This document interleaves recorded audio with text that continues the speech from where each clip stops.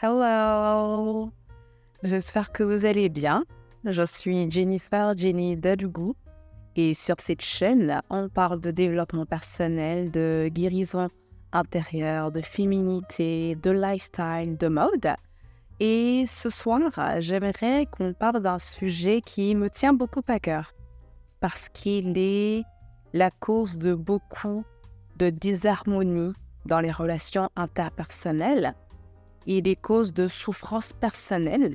Et lorsqu'on ignore la cause de certaines choses, lorsqu'on ignore même juste cette question-là, des blessures, ça peut malheureusement empiéter, abîmer, détruire notre vie, mais aussi les relations qu'on a avec les personnes autour de nous.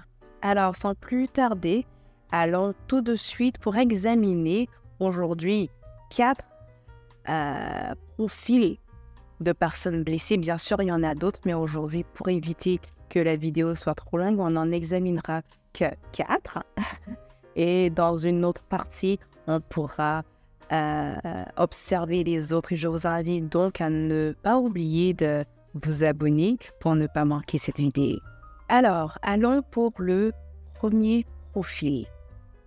Ce profil-là, c'est celui qui vise l'excellence. Alors, attention à ne pas confondre vouloir l'excellence et être obsédé par l'excellence parce que, comme on le dit, tout excès nuit. Mais cette personne-là dont je parle, ce n'est pas une personne qui vise juste l'excellence. C'est une personne qui est obsédée par l'excellence parce que dans sa tendre enfance ou un peu plus tard, cette personne s'est rendue compte qu'on ne l'appréciait, on ne lui démontrait de l'amour et de l'attention que lorsqu'il performait, lorsqu'il était excellent, lorsqu'il était le meilleur dans ce qu'il faisait, lorsqu'il ramenait de bonnes notes à la maison, lorsqu'il excellait dans les activités extrascolaires. À ce moment-là, il avait beaucoup d'attention, beaucoup de... Voilà, il recevait peut-être même des cadeaux si par exemple les cadeaux étaient son langage d'amour, mettons, c'est la personne qui a appris en fait à obtenir de l'amour de cette façon-là. Et plus en grandissant, il a gardé en fait cette croyance-là et s'est rendu désormais sa personnalité. On va reconnaître dans cette personne-là qu'ils vont accomplir beaucoup de choses dans leur vie. L'aspect négatif de cette personnalité-là, c'est qu'elle ne s'autorise pas à faire des erreurs. Elle ne s'autorise pas à se reposer même souvent. Tu sais, c'est le genre de personne qui dira facilement comme ça que « Oh, je me reposerai quand je serai mort. » Tu sais, c'est le genre de personne qui va se juger lorsqu'il n'est pas capable de performer, de ne pas être le meilleur dans ce qu'il fait. C'est la personne qui va s'en vouloir, qui va stresser, qui va avoir beaucoup d'anxiété lorsqu'il n'est pas en train de faire, d'accomplir des choses, de remporter des prix, de remporter beaucoup d'argent. C'est le genre de personne qui, par exemple, en famille, quand je parle de famille, je parle par exemple, si c'est une mère, ou un père de famille, c'est quelqu'un qui est très absent et absorbé, par ses achievements. C'est la personne qui va être très souvent absent pour ses enfants, pour son ou sa conjointe, n'est-ce pas? C'est la personne qui considère, par exemple, le repos comme de la paresse, comme une perte de temps. Elle ne s'autorise pas à se détendre. C'est la personne qui va se juger elle-même, mais elle va naturellement juger les autres qui ne sont pas en train d'accomplir des choses. Elle va juger une personne, par exemple, qui est beaucoup moins productive qu'elle, qui travaille moins d'heures qu'elle, qui a moins de résultats. C'est la personne qui, toute sa vie, va se résumer aux exploits. Ça peut même ne pas être forcément dans l'aspect professionnel, ça peut être même dans l'aspect tout simplement familial, social. C'est la personne qui, dans tout ce qu'il fait, dans tout ce qu'il dit, dans tout ce qu'il projette, dans le monde au monde extérieur, il faut que ce soit parfait. C'est des personnes qui sont très souvent perfectionnistes parce que pour eux, l'erreur, les fautes, tout ce qui est aux antipodes de l'excellence et de la productivité, de la perfection, c'est mauvais. Donc cette personne-là ne peut pas s'autoriser à faire des erreurs. tout simplement. Et en solution, ce que cette personne-là devrait faire, c'est d'abord de travailler sur son estime personnelle. En passage, ce sont des personnes qui ont beaucoup d'estime, de confiance en eux, parce que vous savez, la confiance et l'estime personnelle sont deux choses distinctes. La confiance, c'est par rapport à ce qu'on est capable de faire, de ce qu'on est capable de produire. C'est vraiment le rapport qu'on a avec le monde extérieur. Quant à l'estime personnelle, c'est plutôt le rapport qu'on a avec soi-même. Et ce rapport-là, il est magané. Donc, cette personne-là devrait apprendre qu'elle est aimable.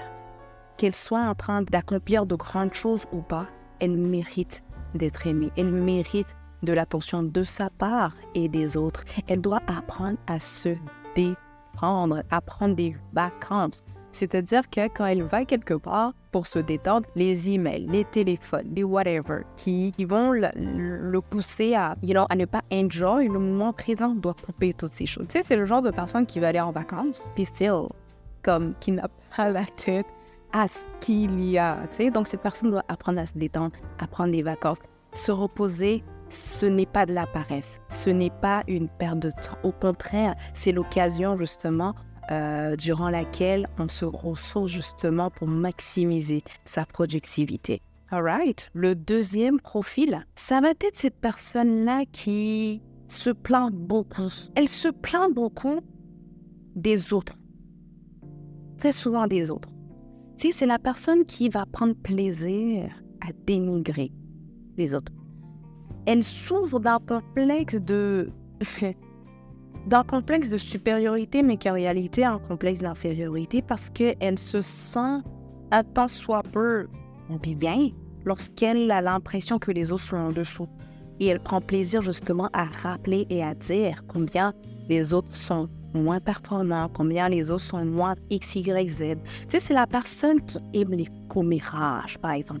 Et qui est Béret, si vous êtes ivoirien, Congo-ça, Songi, tu sais, c'est ce genre de personne-là qui 80% de ses conversations tournent autour de ce que les gens font de mal, tournent autour de qu'est-ce qui va mal dans la vie des autres. C'est la personne qui, tout simplement, en fait, dans une situation donnée, n'est pas capable de voir le positif dans une situation ou dans une personne. Tu sais, it doesn't matter ce que la personne va faire, elle va trouver le moyen de pointer du doigt ce qui va mal chez cette personne-là. Elle le fait parce que tout simplement, en le faisant, elle se retrouve un peu dans cette personne-là parce qu'elle-même ne s'accepte pas. Elle-même a du mal à accepter certaines choses d'elle-même. Elle n'accepte pas le fait qu'elle n'est pas capable de changer. Et donc, puisqu'on dit la misère n'aime pas la solitude, il faut qu'elle trouve le moyen, en fait, de trouver ce qui va mal chez les autres pour se reconforter en tant que soi peu. Vous comprenez? Et aussi, c'est le genre de personne qui, dès qu'elle se sent jugée, elle va tout de suite riposter avec des attaques. Elle va riposter avec du sarcasme. Elle va riposter avec violence. Elle va trouver le moyen de diminuer l'autre dans ce qu'elle dit. Tu sais, c'est le genre de personne qui va facilement dire « Oui, tu me juges de X choses, mais toi-même. » Vous voyez un peu le genre? Je vous fais une petite confidence. J'étais un peu comme ça. Listen, chacun dit ses affaires. Mais tout simplement pour vous faire comprendre que nul n'est épargné. Non, nul n'est épargné. Et la raison pour laquelle je parle de ces choses, c'est parce que j'ai conscience de combien ces choses-là ont été nocives pour moi-même et pour les personnes autour de moi. Et l'important, c'est d'être capable de reconnaître. De reconnaître que hey, il y a telle chose que je ne fais pas correctement et il serait bien que je prenne l'engagement de changer ces choses-là. Je ne vais pas changer du jour au lendemain, mais c'est une étape de tous les jours. Déjà que le simple fait d'être capable de reconnaître qu'on a X problème, c'est déjà un grand pas. Vous n'avez même pas idée. Le problème, c'est lorsque vous ignorez, non seulement vous ignorez, mais lorsqu'on vous met devant les faits, vous les refusez, à ce moment-là, ça devient problématique. Alright. Le troisième profil, c'est l'affabulateur. A.k.a. en Côte d'Ivoire, on les appelle les VI.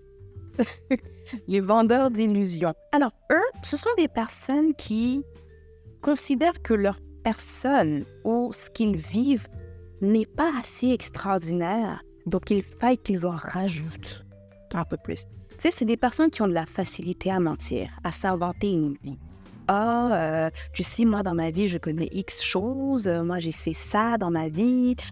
C'est le genre de personne aussi qui, parce qu'ils se sentent moindres, tu sais, ils vont toujours vouloir s'associer à des personnes que l'on reconnaît. Tu sais, c'est la personne qui va dire, oh, moi, je connais un tel, hein, tu sais, on est allé prendre le café la dernière fois et tout.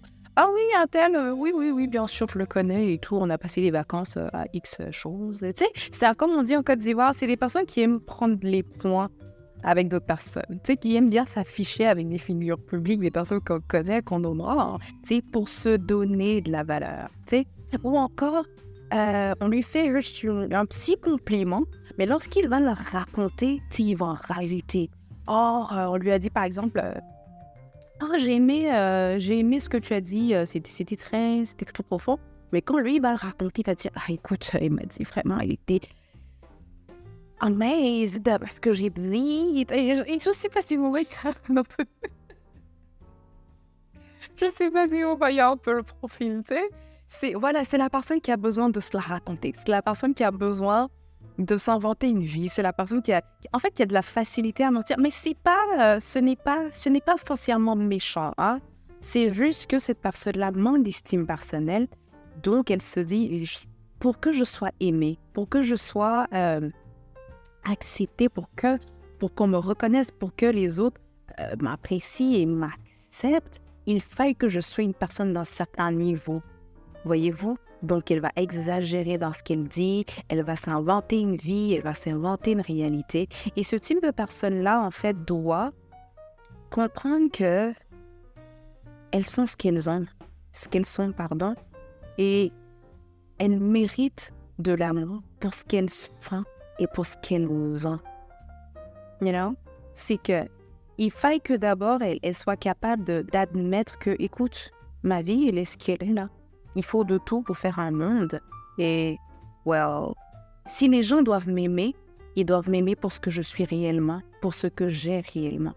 You know? Et c'est la personne aussi, j'ai oublié de mentionner une chose, c'est que c'est une personne qui a du mal à accepter l'amour des gens. Puisque elle s'invente une personnalité, elle s'invente une vie, donc elle se sait, ou du moins elle se dit intérieurement que en fait l'attention et l'amour qu'on lui porte est lié à ce qu'elle a raconté et non à ce qu'elle est réellement. Donc elle n'y croit pas vraiment, elle n'y croit pas du tout. Voilà. Donc cette personne doit apprendre déjà à s'accepter, à s'aimer telle qu'elle est, de sorte que lorsque les gens lui démontrent de l'amour, elle sait qu'on lui démontre de l'amour par rapport à ce qu'elle est réellement et par rapport à ce qu'elle a réellement. Et mon quatrième personnage, mon quatrième profil. Ce profil-là, je l'aime beaucoup. C'est l'un de mes préférés. C'est la personne qui a toujours raison. Cette personne-là, en fait, généralement, ce sont des personnes qui occupent des postes comme dans le droit, avocat, juge et tous les métiers annexes, ou encore ce sont des coachs, ce sont des motivateurs, ce sont des personnes qui parlent au public, un peu comme ce que je fais, des personnes qui savent beaucoup. You know? Ce sont des personnes qui sont adulées par le monde extérieur, par ce qu'ils disent, parce qu'il y a beaucoup de profondeur, il y a beaucoup de vérité dans ce qu'ils disent. Du coup, voilà, ils occupent généralement ce genre de poste-là. Sauf que malheureusement, la passion qu'ils ont fait qu'ils ont malheureusement développé un complexe de supériorité qui leur fait croire qu'ils ont la science infuse. C'est des personnes, en fait, qui ont du mal à reconnaître leur tort. C'est des personnes avec qui c'est pas la peine de chercher à débattre. Parce que ce sont des personnes qui maîtrisent l'art de parler, l'art de convaincre, l'art d'agencer les arguments et les idées et tout. Donc, c'est un peu une perte de temps d'essayer de les raisonner. Ils ont cette capacité-là de vous mettre tous les arguments pour justifier et pour trouver des explications logiques à leurs actions. Et voilà, soit vous l'acceptez, soit c'est vous qui êtes dans l'erreur. c'est des personnes, en fait, qui souffrent de la blessure du rejet et de l'injustice. Parce que le rejet, pour eux, en fait, c'est de rejeter leur personne. Donc, dans leur conception, le fait de les accuser d'avoir tort, et c'est des personnes qui se sentent facilement accusées, hein, le fait de les accuser ou de les mettre dans une position où est-ce qu'ils ont tort, le faire croire qu'en fait, s'ils sont coupables de ce dont on les accuse, ben, ça fait d'eux de mauvaises personnes. Ça fait d'eux des personnes qui ne sont pas aimables. En fait, ils le vivent en fait comme une injustice. Hein? C'est simplement un mécanisme de défense qu'ils ont développé parce que plus jeunes, ils ont vécu beaucoup d'injustice. Ils ont été également rejetés. La blessure du rejet et de l'injustice se côtoient vraiment de façon très étroite comme ça. Donc, c'est tout simplement des personnes qui n'ont pas la capacité de reconnaître qu'ils peuvent être dans le tort. Parce que si ils sont dans le tort, ben, ils sont de mauvaises personnes. Et s'ils sont de mauvaises personnes, ben, on va les rejeter. Donc, et c'est injuste qu'on les rejette. C'est injuste qu'on les rejette, d'accord? C'est des personnes qui vont simplement trouver le moyen de rendre très valable. Tu sais, dans les échanges avec vous, par exemple, c'est le genre de personnes qui vont avoir de la facilité à invalider, par exemple, ce que les autres ressentent. Parce que ce sont des personnes qui sont très logiques. C'est très, très, très, très logique. Donc, les émotions et eux, ça ne fonctionne pas bien. Donc, s'ils ont en face d'eux, une personne qui est émotive et tout, ils ont cette tendance-là à invalider le ressenti des autres. Parce que, ben, pour eux, ben, il n'y a pas de logique dedans. Ils ont l'art de transformer, de tourner les réalités de sorte que ça soit à leur avantage. Ils ont l'art de manier la vérité pour que ce soit dans leur avantage parce qu'il est impossible pour eux de reconnaître qu'ils peuvent avoir tort. Tu sais, c'est des personnes qui vont, tu sais, lorsqu'ils vont vous raconter des choses, ils vont vous raconter ce que l'autre a fait, mais jamais ce que eux, leur part de responsabilité, par exemple, dans un conflit, parce que pour eux, ben, non. Et c'est une blessure. C'est une blessure, c'est l'enfant intérieur en eux qui veut de l'amour. Et c'est ce que tout le monde veut. Hein. Vous remarquerez que tous les profils que j'ai cités, il y a un point qui est commun à tous. C'est le besoin d'amour, le besoin d'être accepté, ce qui est tout à fait normal pour un individu. Tu sais, les personnes qui disent souvent « Ah, écoute, moi, j'ai pas besoin d'être accepté des gens, j'ai pas besoin que les autres m'acceptent même. » C'est juste l'écho. Ça fait juste du bien à leur écho de se dire ça. Mais en vérité, tout humain a besoin d'aimer et de se sentir aimé. Donc, toutes ces manifestations-là que j'ai citées, en fait, sont tout simplement En fait, c'est l'enfant en chacun qui crie pour de l'amour, qui crie pour de l'attention, d'accord? Il n'y a personne qui est mauvais. Il y a juste des personnes qui sont blessées. Et, like I said, l'important, c'est d'être capable de reconnaître sa blessure et de décider intentionnellement de travailler dessus. D'accord? Parce que les personnes blessées saignent sur les autres. Et je ne pense pas qu'il y a pas des psychopathes, je ne sais pas. Il y a personne qui se lève les matins et dit « Aujourd'hui, à qui est-ce que je vais faire du mal? » You know? Je ne pense pas que ça existe. T'sais? C'est juste que tout le monde est blessé et on a tous besoin d'amour. On a tous besoin de se sentir accepté. Et toutes ces blessures-là, en fait, viennent tout simplement d'un manque d'amour.